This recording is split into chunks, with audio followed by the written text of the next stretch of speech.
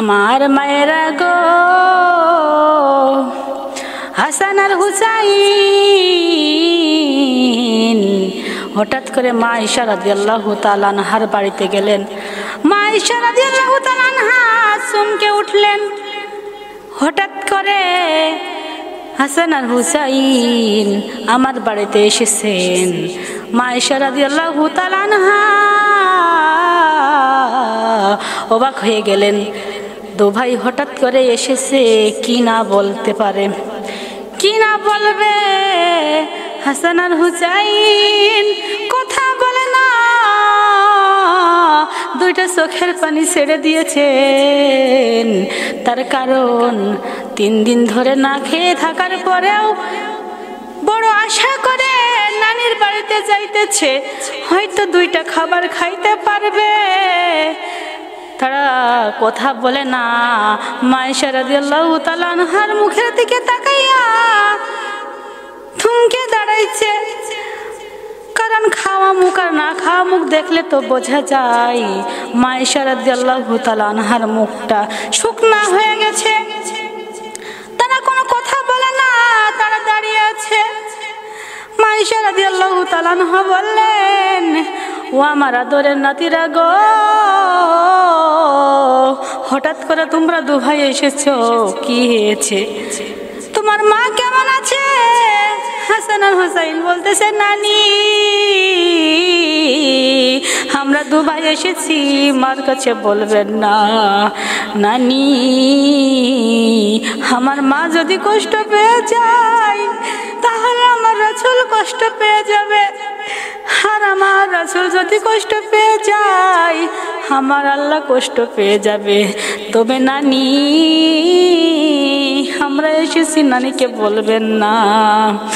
ও নানি, বড় আশা করে আপনার কাছে এসেছি গো নানি, আপনার কাছে কি কোনো খাবার পাওয়া যাবে?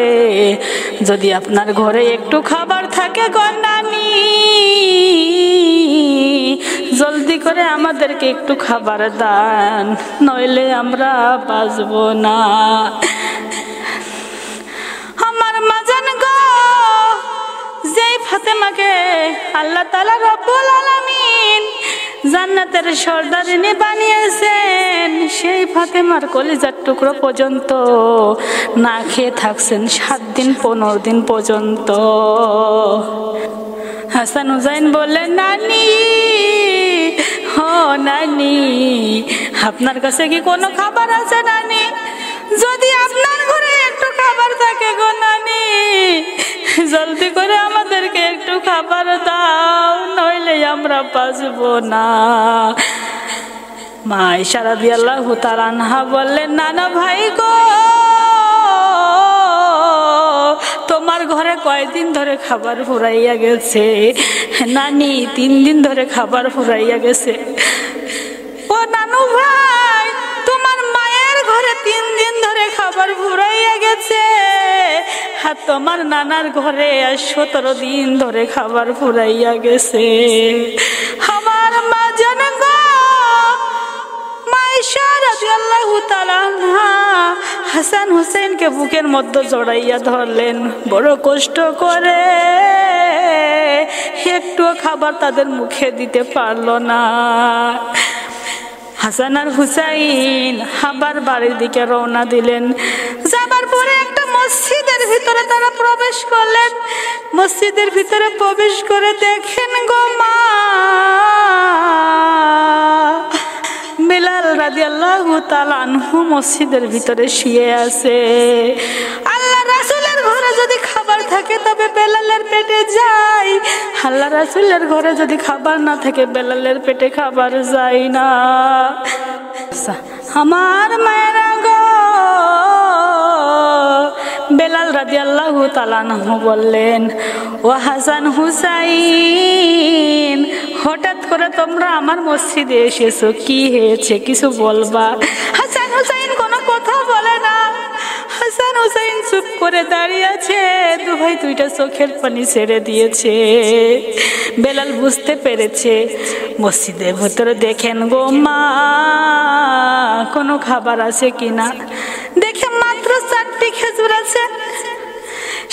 খেজুর চারটি দুইটা হাসাইনের হাতে দেয়, হাত দুইটা খেজুর ইমাম হুসাইনের হাতে দেয়। দু ভাই খেজুর দুইটা নিয়ে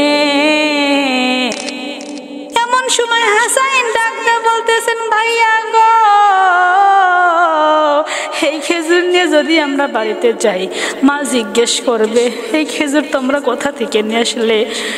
মা বলবে তোমাদের ক্ষুধার কথা মানুষের কাছে বর্ণনা করেছ, আর মা যদি কষ্ট পেয়ে যায়, আমার রাসূল কষ্ট পেয়ে যাবে, আর আমার রাসূল যদি কষ্ট পেয়ে যায়, আমার আল্লাহ কষ্ট পেয়ে যাবে। তবে ভাইয়া গো, 3 দিন ধরে খাবার খাই নাই, প্রয়োজনে আরো 3 দিন খাবার খাবো না, 9 দিন খাবার খাবো না।